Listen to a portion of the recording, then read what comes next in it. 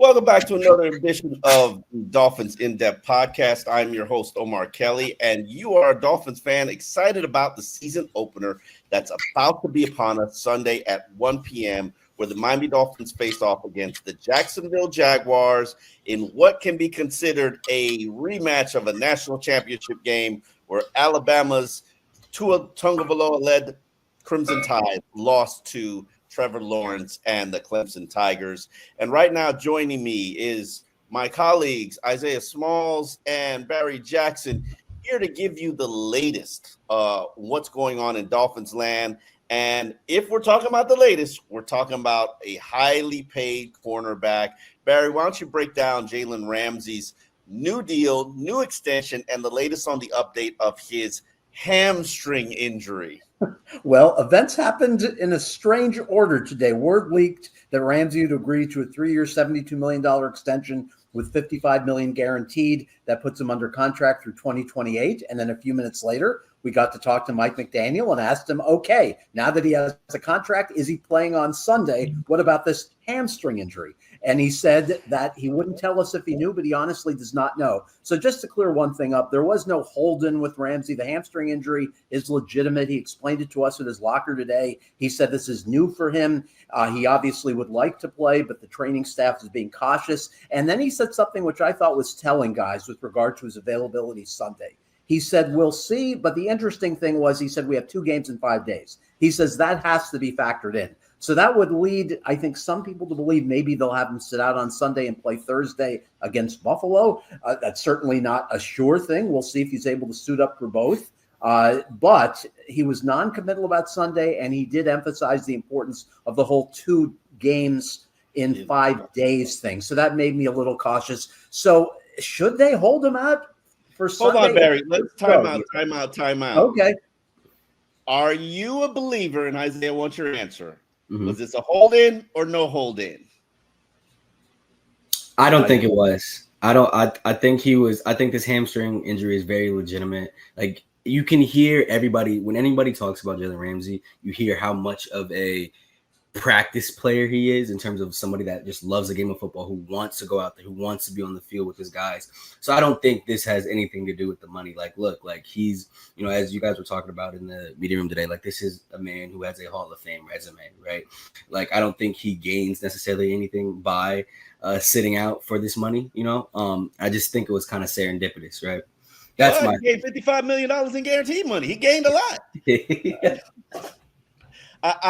Barry, you're probably a non-holdout guy as well. Considering people have spent all week telling me that this was a hold in, and I was like, it's not a hold in, it's an injury. Could it have potentially been both? Because why all of a sudden do we get a deal done this week with Jalen Ramsey? And here's my biggest issue and concern, and this goes to the Dolphins' financial bookkeeping and contract terms. Jalen Ramsey, when you needed cap space, you gave him $24 million in a single check to create the cap space that you needed to do the offseason, to do the work this offseason. If you were going to write a young man a $25 million check, Barry, wouldn't you think that you would include it in an extension to create even more cap space, buy some time? Now Steve Ross potentially got to write 2 big checks to Jalen Ramsey. I know he's a top elite player, a 7-time Pro Bowler, probably on trajectory for the Hall of Fame. But what financial sense does this make? Well, my theory is that this wasn't something that was necessarily on the Dolphins' radar early in the offseason with an extension. I think this is something that Ramsey likely pushed, David Mulugeta likely pushed, seeing cornerbacks get paid and saying, hey, here's the best one in football. We need to reward him. So as far as not thinking ahead to try to create cap space with an extension, I don't blame the Dolphins for that, because my sense is this is something that the Ramsey can't push. But with the Tyreek extension, I would have liked for them to do it earlier this offseason, because then it would have cleared cap space that does not exist now. So I'm not quite sure why that took as long as it did earlier this offseason. But I would be stunned if this were a hold-in, Omar. I know you're kind of on the fence about it, but after hearing Ramsey today and really believing that the hamstring is a legitimate, genuine injury. I try not to get hoodwinked. I try not to get fooled. I try not to be naive. But in this case, I am going to give the benefit of the doubt to the player because everything about Jalen Ramsey's past, as Isaiah said, is he will practice every opportunity he gets. He will play every opportunity he gets. He beat the timeline last year coming back from the knee injury. So I think this is a totally legit injury, not a hold-in. And I have serious doubts about whether he plays on Sunday because of this whole 2 games in 5 day narrative, which they keep bringing up. But I want to get back to that question, Omar. Do you think it's wise if he's healthy enough to play to hold him out just so he's guaranteed of being healthy on Thursday? Is it a slap in the face to the Jaguars? Is it a risky strategy? It is without a doubt, in my mind, a risky strategy. We act like, okay, yes, the Buffalo Bills are more important. They're a division foe. It's on a short week, but Jacksonville should be a AFC playoff contender. Do you want your final spot in the AFC to come down to the win-loss record you have against the Jacksonville Jaguars? That could be a factor in December games. So I'm putting my best foot forward, and I'm a play for today, worry about tomorrow kind of cat. If anything, Jalen Ramsey can be on a pitch count, a snap count, and put him out there on the field for 20 snaps, put him out there on the field, 3rd down, red zone, figure it out, and then shut him down and put him back on the field on Thursday. We could figure it out, but I don't overlook this game for yesterday's game. God knows he hasn't been on a football field for 3.5 weeks until today. So, right. Yeah, it'll be interesting. Look, I'm inclined to agree. If I'm Trevor Lawrence and I, go out there on Sunday and I see Ethan Bonner is right there, I'm targeting Ethan Bonner. I hate to say that. So, I think you got to put your best foot forward, man. Even if it is, you limit Jalen Ramsey to a specific number of plays, right? Because now, why are you targeting Ethan Bonner, Isaiah? I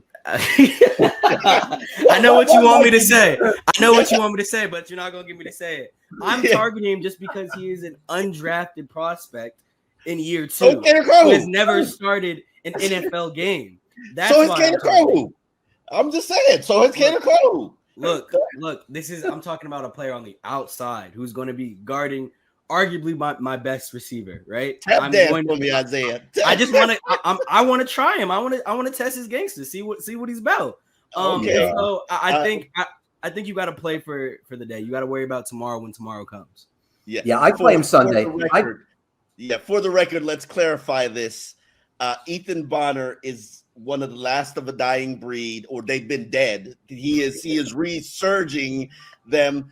The NFL does not have white cornerbacks until last year. Justin Fox was the last, probably, I think it was 2017. And now we've got 3 in the NFL. Ethan Bonner just so happens to be one of them. Cooper DeJean as well. One of the fastest players in the NFL on the Dolphins roster. He's a guy who can run Tariq, a Stanford product, a walk-on, but he just so happens to be white. And there are a couple things in the NFL that you do not have.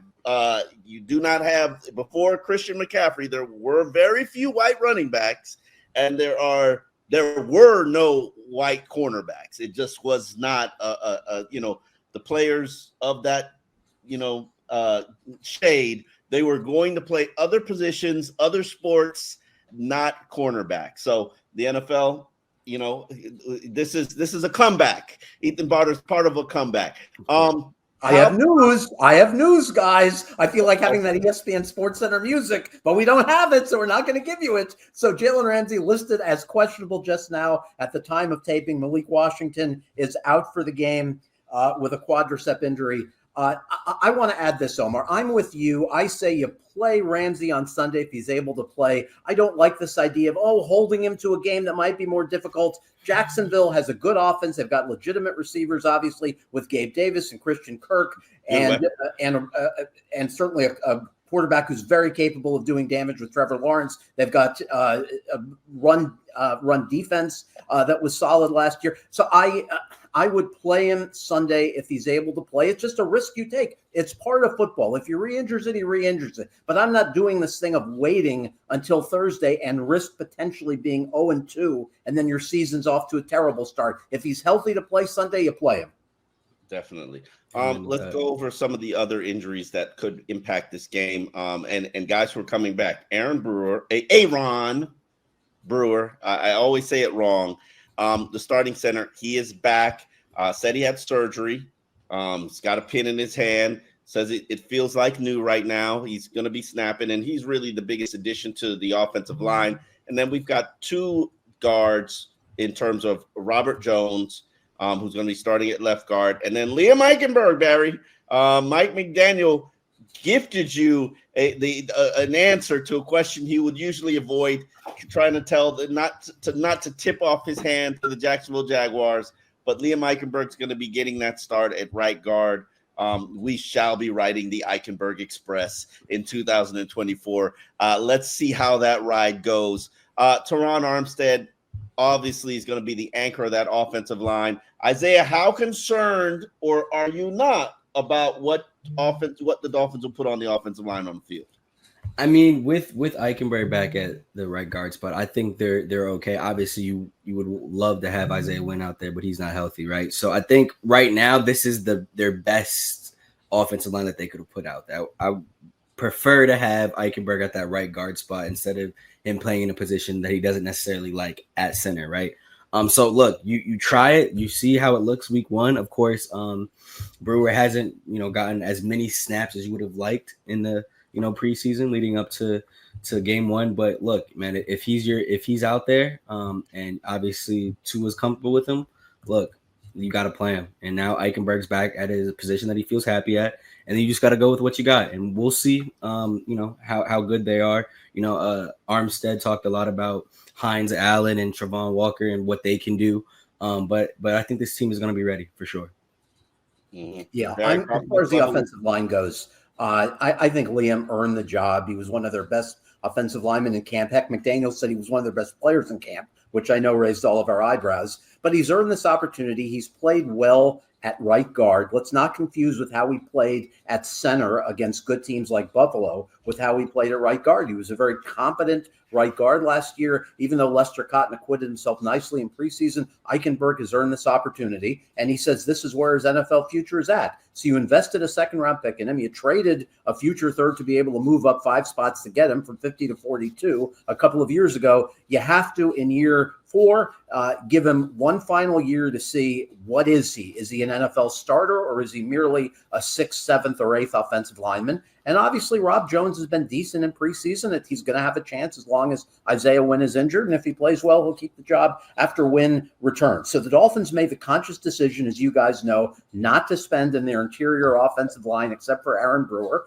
And we'll start knowing the results on Sunday. I know all of us have questioned whether it was wise not to spend more money, not to pursue more solid veterans who are established. But they not only stand by their decision, but they've also insisted that all of us are off, right, for kind of making fun of the decision. We don't know what we're talking about, Barry. Exactly. So we'll get our answers over the course of the next month, some on Sunday, and then obviously a lot against Buffalo's front coming up on Thursday.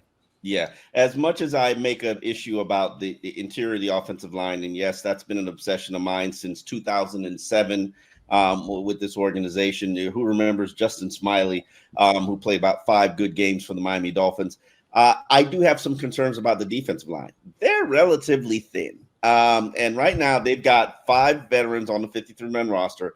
I think somebody's going to have to be elevated because I'm not sure you could go into a game with 5 veterans, 5 defensive linemen. Do you have a confidence level that the defensive line can get the job done stopping the run against the Jacksonville Jaguars, Isaiah? I think so. I mean, obviously Etienne is a very dynamic back, right? But I think we'll see very soon whether or not this is going to happen. But I think I have faith in them. Guys have spoken very highly about what Calais has done and what Calais has brought. I have faith in them at least right now, right? Everybody's 17-0. Everybody's a Super Bowl contender right now. I have faith right now until proven otherwise. Obviously, it's not as strong as you would like. Definitely took a step back with no Christian Wilkins, but between Sealer, being named captain, and he's becoming a more vocal leader with Calais, I think those two will definitely wreak some havoc. Speaking of Etienne, my biggest concern is them covering him out the backfield. We got one of your coverage specialists was ruled out with a quadriceps injury. and Anthony Walker. Now that means more snaps for David Long and maybe even Duke Riley, because I'm not sure that David Long plays in a nickel package just because of his coverage shortcomings and injuries that he's been battling since training camp. What route would you go there in terms of Barry covering their tight end? Covering their tight end and covering Etienne. Well, as far as the tight end goes, with Evan Ingram having caught 114 passes last year, which led the league, I don't think you can mess around with a linebacker on him. I think you have to put Javon Holland or Jordan Poyer on him, preferably Holland. I think you tell Holland these are the types of assignments that you need to master, not because we only can't trust our linebackers to do it, but also because if you consider yourself a Pro Bowl safety and the type of safety who deserves Pro Bowl money, these are the types of assignments you have to master. As far as running backs with ATN, you're going to have to obviously hope that your linebackers can keep up with them. Jordan Brooks was a much improved player in pass coverage for Seattle last year. Before that, I know Ryan Smith from Pro Football Focus said he was a disaster in pass coverage, so we don't know what we're getting with Jordan Brooks. Are we going to get the guy who was adequate to pretty good in pass coverage last year, or are we going to get the guy who was subpar in pass coverage for Seattle his first few years in the league? We know David Long struggles against the pass. Yesterday, I asked coaches about would there be an Anthony Walker package, because I know, Omar, as you said, he did well in pass coverage and OTAs, and obviously he's got a skill set. But Anthony Weaver, Joe Barry, non-committal about how much Anthony Walker would play. Obviously, they trust him and Duke Riley as third and fourth linebackers. But Joe Barry, the linebacker coach, made clear that our starters are Jordan Brooks and David Long. It didn't sound to me like there was a substantial Anthony Walker package. He came back to practice this week after missing most of a month. We'll see. But that worries me about defending ATN out of the backfield. And obviously, Holland or Poyer has to do a good job on Ingram. Definitely. Another thing that the coaches said, and we did talk to the offensive coordinator, defensive coordinator this week, was that it sounded like Elijah Campbell is ahead of Marcus May when it came to that three tight end that three safety package. How do you see them utilizing that three safety package, Barry? Yeah, I'm with you, Omar. If Ramsey doesn't play, I would like to see Holland play in nickel rather than using more of one of your young corners rather than using Kohu on the boundary. Connor. Yes. Yeah, I would put him out there and then Kohu on the boundary. Well, I mean, with Kohu, obviously there were struggles last year, whether he was in the slot or whether he was on the boundary filling in for Ramsey early in the year. So I would like to take my chances with Marcus May and Poyer at safety and Holland in nickel if Ramsey does not play Sunday. Not every snap, but I'd like to see some of that look rather than just throwing Ethan Bonner out there for 55 snaps opposite Kendall Fuller. As far as the three safety look, even though Baltimore did that a lot, you have to remember Kyle Hamilton's unique skill set, I think, enabled them to do that. We don't know how much we'll see of the three safety look on this team once Ramsey is healthy. I think we'll see some of it because Anthony Weaver told us we'll see some of it. I'm not sure we're going to see a ton of it. Isaiah, which way would you go if Ramsey can't play Sunday? Would you just throw Ethan Bonner out there and say you're playing 60 snaps opposite Kendall Fuller, or do you mix things up? No, I think you got to throw as many looks as you can at Trevor Lawrence. Specifically, I remember Weaver mentioning that like if they want to put their best 11 guys out there, they will be using those three safety looks, right? And so I have to be inclined to believe him, right?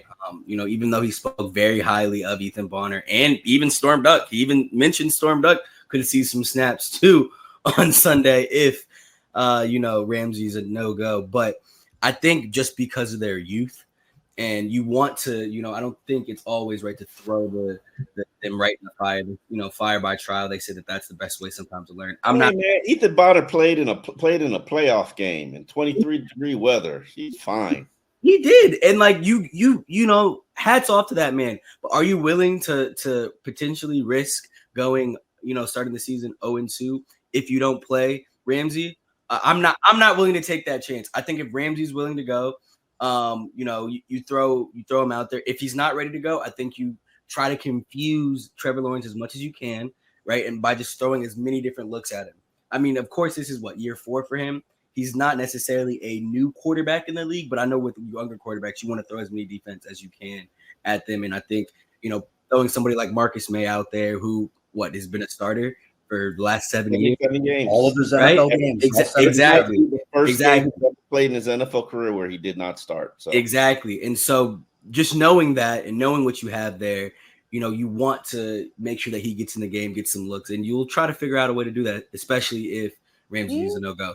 Hold on, wait a minute now. Elijah Campbell. Don't sleep on him. Was the Anthony Walker said, "Hey, y'all sleeping on Elijah Campbell? That sounds like Elijah Campbell's ahead of him on the depth chart to me." Elijah had a strong camp. I think this is a guy who made that transition from cornerback to safety, and I was a fan. Remember last year, Barry, the secondary coach Ronaldo Hill basically said, "Hey, Elijah Campbell, before he got injured, he was vying for the starting spot. So here we go again, playing for a prominent role. You're stepping up." And he started games last year, Barry. He started games last year. Yeah, so, guys, I'm curious who are going to play, how much they play Sunday. Ethan Bonner, if there's no Ramsey, curious how much Marcus May and Campbell play. And on the defensive line, guys, I'm really curious to see how snaps are distributed beyond whatever number Jalen Phillips plays, whether it's 15, whether it's 25. We know Ogba's going to get a decent share of snaps as a starter. Well, I mean, you'd hope with Phillips it's more the 25 to 30 range, but hard to say what their plan is. He should be able to at least handle 30 snaps. He's in great condition. He said he feels nothing from the Achilles, nothing bad at all. So all that's encouraging. But I'm curious to see how were snaps allocated among Chop Robinson, Quentin Bell, Mo Kamara. That will tell us who they trust among those three, whoever plays the most. Obviously, if Jacksonville is down early, if the Dolphins take a big lead, you're going to see more Chop Robinson because they're just going to allow him to take off and rush the passer. But if it's a close game throughout, Omar, who do they trust most setting the edge in a close game in the second half? Is it Ogba? Is it Quentin Bell? Is it Chop Robinson? Is it Kamara? Who gets those snaps opposite Phillips? You're talking about the second half. If it's a close game, finish out the game. I think we throw the snap count restriction out the window and Jalen Phillips rides it out. I also think that Emmanuel Ogba will be a prominent starter, maybe a 30-snap player. And Chop Robinson, in my mind, is going to be a pass rushing specialist. The last thing that you want to do is you want to throw a rookie out there in the deep end of the pool and then he drowns. Remember the last one that did that? That was Noah Igbenogany. He got embarrassed by Russell Wilson, and very promising, talented player, cost his team a victory and never recovered from that ever again. So that, to me, you give rookies small doses, small bites. I treat them like I treat my toddler. Just put enough on the plate to make sure that she eats everything. And if she eats everything, then you give her more. So Chop Robinson is my toddler. He's only going to play third down specific plays. And in fact, I'm going to have him be the elephant and move him around and have him be selective about where he lines up so that no team can say, "Oh, there he is, let's run at him." But it'll be interesting to see how they use all of these rookies. I believe Patrick Paul is going to be active. I believe Jalen Wright is going to be active, even though Jalen is battling an injury. What is it, Barry? Is it a quadricep knee hamstring?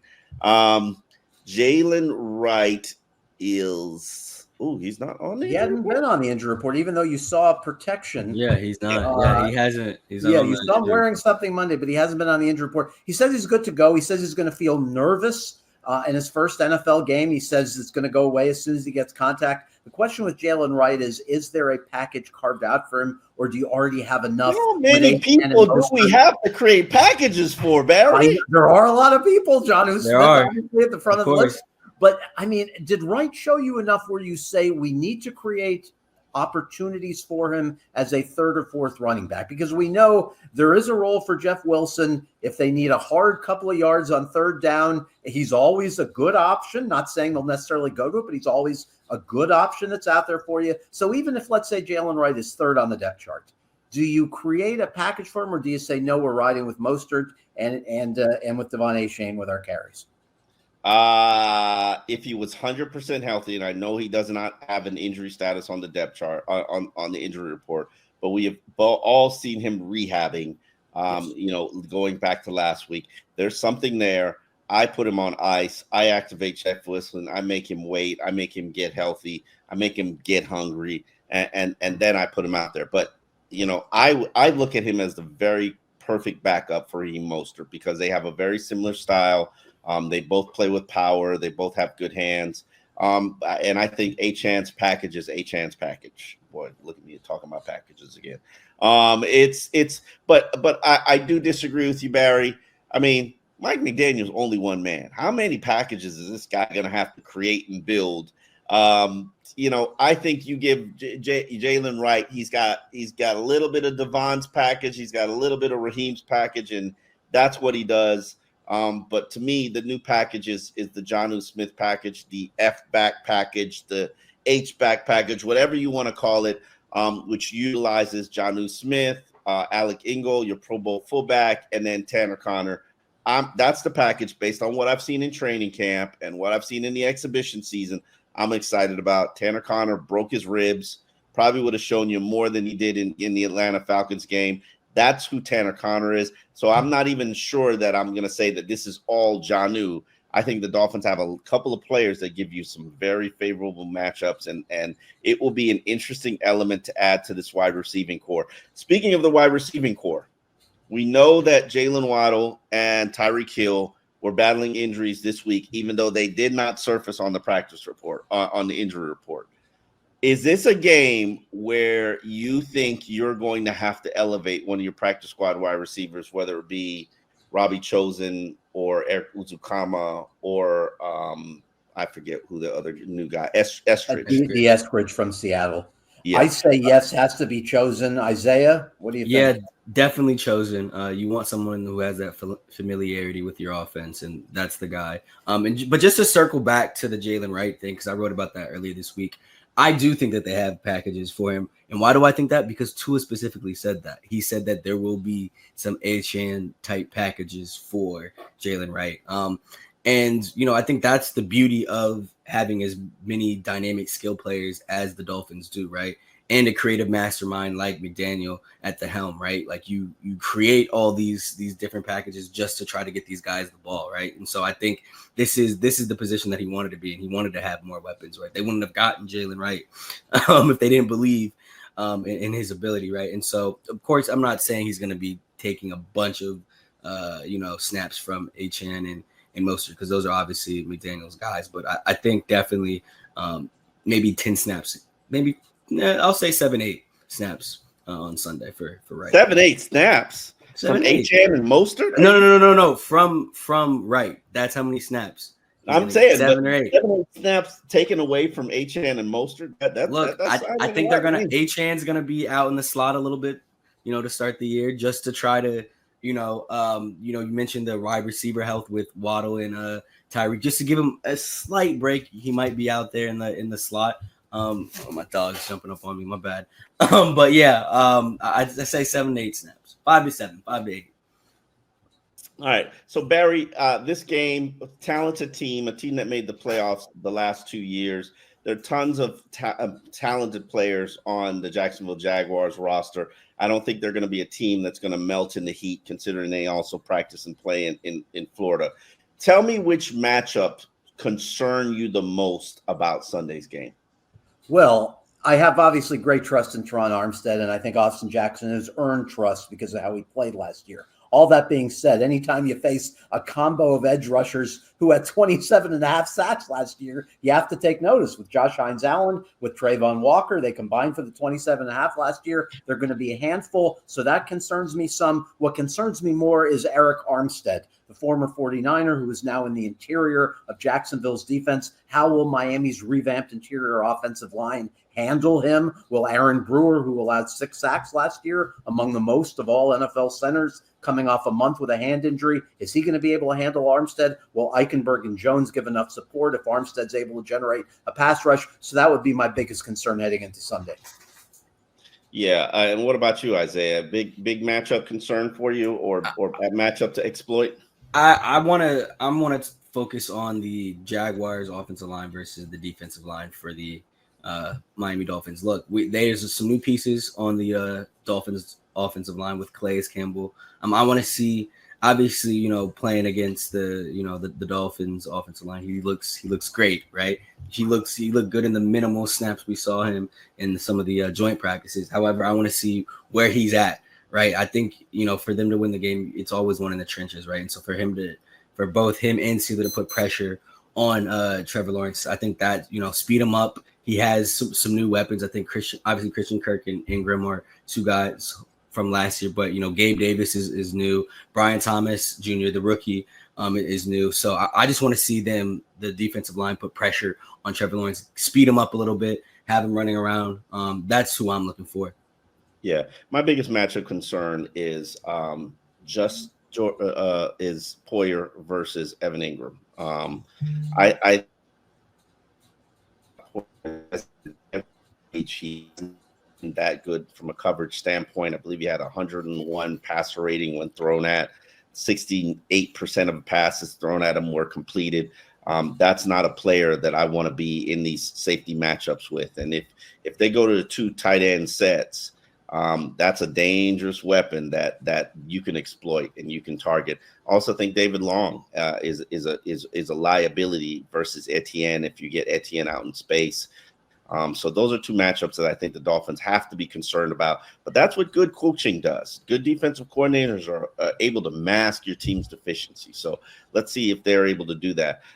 Let's get into our final segment of the show, which is our predictions. I'm going to start it off with, I'm going to predict a nice 24-17 Miami Dolphins victory. I think that home field advantage is a very important element of NFL success. Even though I do have concerns about the field being torn up, playing back-to-back games with the University of Miami and Florida A&M, my Rattlers, go Rattlers, strike, and strike again.